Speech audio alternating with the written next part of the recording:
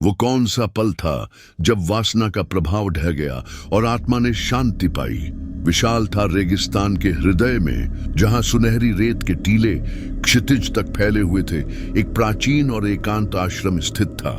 यहाँ सांसारिक जीवन की कोलाहल से दूर विभिन्न पृष्ठभूमि के साधक आत्मज्ञान और आंतरिक शांति की खोज में आते थे। इनमें से एक साधक था जिसका नाम कबीर था। कबीर एक समय एक धनी व्यापारी था जो सांसारिक सुखों और भौतिक संपत्ति की खोज में डूबा हुआ था। उसने अपार धन जमा किया था, शानदार जीवन जिया था और अनगिनत इच्छाओं को पूरा करने की कोशिश की थी। लेकिन इन सब के बावजूद उसके हृदय में एक खालीपन था, एक अतृप्त प्यास थी जिसे उसका सारा धन और भोग शांत नहीं कर सका। एक रात गहरी निराशा में डूबे हुए कबीर ने अपना सब कुछ त्याग दिया और एक आध्यात्मिक गुरु की तलाश में निकल पड़ा। उसकी यात्रा उसे इस दूरस्थ आश्रम तक ले गई जहां उसने गुरु शांतिदेव के शिष्यत्व को स्वीकार किया। गुरु शांतिदेव एक शांत और ज्ञानी व्यक्ति थे जिनकी आंखों में गहरी शांति झलकती थी। उन्होंने कबीर को ध्यान, आत्मनिरीक्षण और निस्वार्थ सेवा के मार्ग पर मार्गदर्शन करना शुरू कर दिया। कबीर ने उत्साह के साथ इन अभ्यासों को अपनाया, ये उम्मीद करते हुए कि इससे उसे वह आंतरिक शांति मिलेगी जो उसे सांसारिक जीवन में कभी नहीं मिली थी। लेकिन कबीर के लिए वासना की पकड़ को छोड़ना आसान नहीं था। उसके मन में अभी भी उसके पिछले जीवन की यादें ताजा थीं, विलासिता, शक्ति और शारीरिक सुख की क्षणिक खुशियां। ये स्मृतियां अक्सर उसके ध्यान को भंग करती थीं और उसके मन में बेचैनी पैदा करती थीं। विशेष रूप से कबीर को एक सुंदर नर्तकी मोहिनी की याद सताती थी, जिससे वह अपने सांसारिक जीवन में गहराई से आसक्त था। मोहिनी का आकर्षण, उसकी मोहक चाल और उसकी मादक मुस्कान कबीर के मन में बार बार आती थी। उसके वर्तमान आध्यात्मिक प्रयासों को कमजोर करती थी। वासना की यह छाया कबीर और उसकी आत्मा की शांति के बीच एक दीवार की तरह खड़ी थी। कई महीने बीत गए। कबीर ने कठोर तपस्या की, घंटों ध्यान किया और आश्रम के दैनिक कार्यों में निस्वार्थ भाव से सेवा की। लेकिन मोहिनी की छवि, उसकी वासना की आग अभी भी कभी कभार उसके मन में भड़क उठती थी, जिससे उसे अशांति और अपराध बोध महसूस होता था। एक दिन गुरु शांतिदेव ने कबीर को बुलाया। उन्होंने कबीर की बेचैनी को महसूस किया और उसे एक विशेष अभ्यास करने के लिए कहा। गुरुदेव ने कबीर को आश्रम के पास स्थित एक प्राचीन कुएं के पास ले गए। कुआं गहरा और शांत था, जिसका पानी चंद्रमा के प्रकाश में चमक रहा था। कबीर, गुरुदेव ने कहा, इस कुएं में देखो। तुम क्या देखते हो? कबीर ने कुएं में झांका। मैं अपनी परछाई देखता हूं गुरुदेव। अब, गुरुदेव ने कहा, अपनी उन सभी इच्छाओं और वासनाओं की कल्पना करो जो तुम्हारे मन को परेशान करती है। उन्हें इस कुएं में डाल दो, एक एक करके। कबीर ने गुरुदेव के निर्देशों का पालन किया। उसने अपनी भौतिक संपत्ति की लालसा, प्रशंसा की इच्छा और विशेष रूप से मोहिनी के प्रति अपनी वासना की कल्पना की। उसने इन सभी छवियों को अपने मन की आंखों से निकालकर कुएं के गहरे पानी में गिरते हुए देखा। जब कबीर मोहिनी की छवि पर पहुंचा तो उसका हृदय थोड़ा कांप गया। यह वासना उसके साथ गहराई से जुड़ी हुई थी और उसे जाने देना मुश्किल लग रहा था। लेकिन गुरुदेव की शांत और स्थिर उपस्थिति ने उसे शक्ति दी।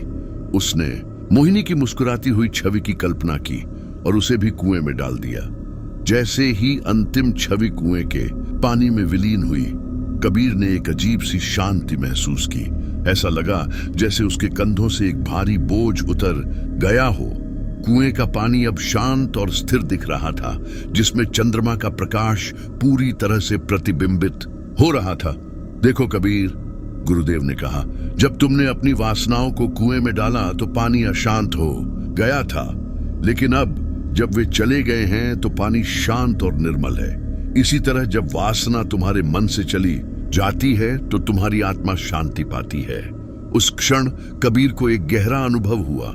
ये कोई क्षणिक भावना नहीं थी, बल्कि एक स्थायी परिवर्तन था।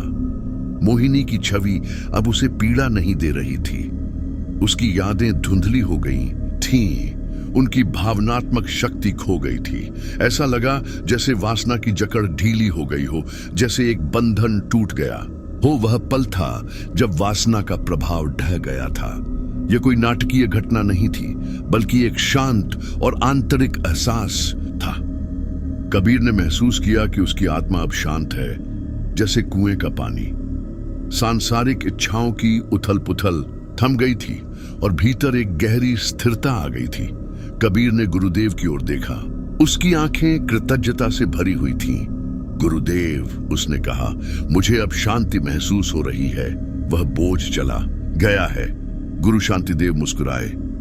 यह केवल शुरुआत है कबीर। वासना एक चतुर शत्रु है। यह वापस आने की कोशिश कर सकती है, लेकिन अब तुम्हें पता है कि इसका सामना कैसे करना है। जब भी यह उठे, बस इसे पहचानो, इसका निरीक्षण करो और इसे जाने दो, जैसे तुमने आज कुएं में किया। उस दिन के बाद से कबीर का आध्यात्मिक मार्ग और अधिक स्थिर हो गया। वासना के क्षणिक विचार अभी भी उसके मन में आ सकते थे, लेकिन अब उनमें उसे बांधने की शक्ति नहीं थी। उसने सीखा था कि अपनी इच्छाओं को कैसे देखना है बिना उनसे आसक्त हुए। उसने समझा था कि सच्ची शांति बाहरी भोग में नहीं, बल्कि आंतरिक त्याग और जागरूकता में मिलती है। कबीर ने अपना शेष जीवन आश्रम में बिताया, गुरु शांतिदेव की सेवा करते हुए और अन्य साधकों का मार्गदर्शन करते हुए। उसने उन लोगों को अपनी कहानी सुनाई जो वासना के संघर्ष से जूझ रहे थे, उन्हें यह दिखाते हुए कि मुक्ति संभव है। उसने सिखाया कि वह क्षण जब वासना का प्रभाव ढह जाता है और आत्मा शांति पाती है, वह आत्म जागरूकता, स्वीकृति और त्याग का क्षण होता है। वह क्षण तब आता है जब हम अपनी इच्छाओं की क्षणिक प्रकृति को समझ लेते हैं, जब हम यह जान लेते हैं कि सच्ची खुशी भीतर से आती है, न कि बाहरी पूर्ति से। यह तब होता है जब हम अपनी आसक्तियों को छोड़ देते हैं और वर्तमान क्षण में जीना सीखते हैं, बिना किसी लालसा या पछतावे के।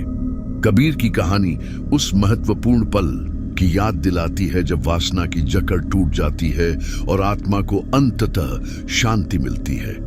यह एक व्यक्तिगत यात्रा है जो आत्मनिरीक्षण, धैर्य और गुरु के मार्गदर्शन से संभव होती है।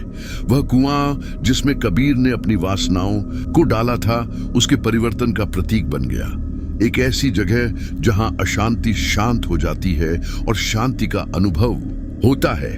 और इस तरह कबीर की कहानी वो कौन सा पल था जब वासना का प्रभाव ढह गया और आत्मा ने शांति पाई, पीढ़ियों तक सुनाई जाती रही, उन सभी को प्रेरित करती रही जो अपनी आंतरिक अशांति से जूझ रहे हैं और सच्ची शांति की तलाश में हैं। ये एक प्रमाण है कि वासना की शक्ति को पराजित किया जा सकता है और आत्मा को उस शाश्वत शांति में विश्राम मिल सकता है जो सभी इच्छाओं से परे है।